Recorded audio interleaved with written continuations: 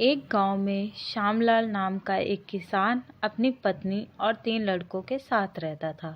श्यामलाल खेतों में मेहनत करके अपने परिवार का पेट पालता था, लेकिन उसके 3 लड़के आलसी थे, जो गांव में वैसे ही इधर-उधर घूमते रहते थे। एक दिन श्यामलाल ने अपनी पत्नी से कहा, अरे चंदा, मुझे तो इस बात की चिंता लगी रहती है कि अभी तो मैं खेतों में काम कर रहा हूँ, लेकिन मेरे बाद इन लड़कों का क्या होगा। इन्होंने तो कभी मेहनत भी नहीं करी है, ये तो कभी खेतों में भी नहीं गए हैं। आप चिंता मत कीजिए, ये भी धीरे धीरे काम करने लगेंगे। समय बीतता गया और श्यामलाल के लड़के कोई काम नहीं करते थे। एक बार श्यामलाल बहुत बीमार पड़ गया और वह काफ़ी दिनों तक बीमार ही रहा। उसने अपनी पत्नी से कहा, अरे चंदा, जरा तीनों लड़कों को बुला कर ले आओ, मुझे उनसे कुछ ज़रूरी बात करनी है। जी, अभी बुला कर लाती हूँ। फिर चंदा तीनों लड़कों को बुलाती है।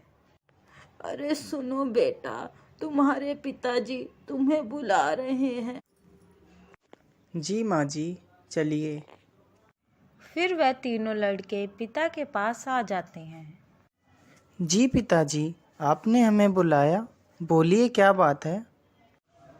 सुनो बेटा, मुझे लगता है कि अब मैं ज़्यादा दिनों तक जीवित नहीं रहूँगा, इसीलिए बेटा मैं तुम लोगों को बताना चाहता हूँ कि मैंने अपने जीवन भर का कमाया हुआ धन अपने खेत के नीचे दबा रखा है। मेरे बाद तुम उसमें से खजाना निकाल कर आपस में बांट लेना। श्यामलाल की यह बात सुनकर तीनों लड़के खुश हो गए। कुछ समय बाद श्यामलाल की मृत्यु हो गई। श्यामलाल की मृत्यु के कुछ दिनों बाद उसके लड़के खेत में दबा खजाना निकालने गए।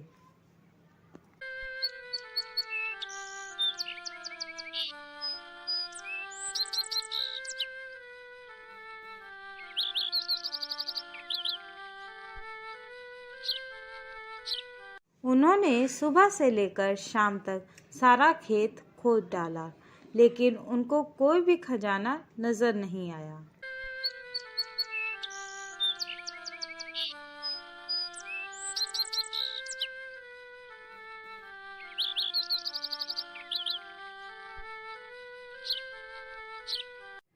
लड़के घर आकर माँ से बोलते हैं, माँ, पिताजी ने हमसे झूठ बोला था, उस खेत में हमें कोई खजाना नहीं मिला। तुम्हारे पिताजी ने जीवन में यही घर और खेत ही कमाया है, लेकिन अब तुमने खेत खोद ही दिया है तो उसमें बीज भी बो दो।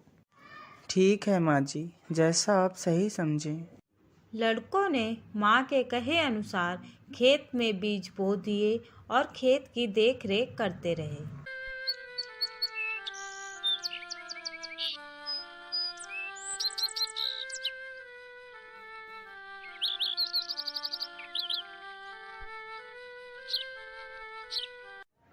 कुछ समय बाद उनके खेत में बहुत अच्छी फसल तैयार हुई।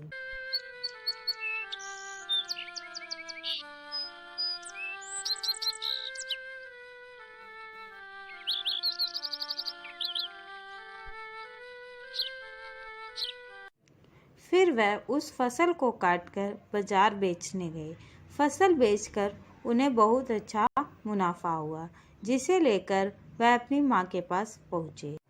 ये लो माँ, ये पैसा हमने फसल बेचकर कमाया है। लड़कों की यह बात सुनकर चंदा बहुत खुश हो जाती है और कहती है, तुम्हारी मेहनत ही असली खजाना है, यही तुम्हारे पिताजी तुम्हें समझाना चाहते थे। इस कहानी से हमें यह शिक्षा मिलती है कि हमें आलस त्याग कर मेहनत करना चाहिए। मेहनत ही इंसान की असली दौलत है।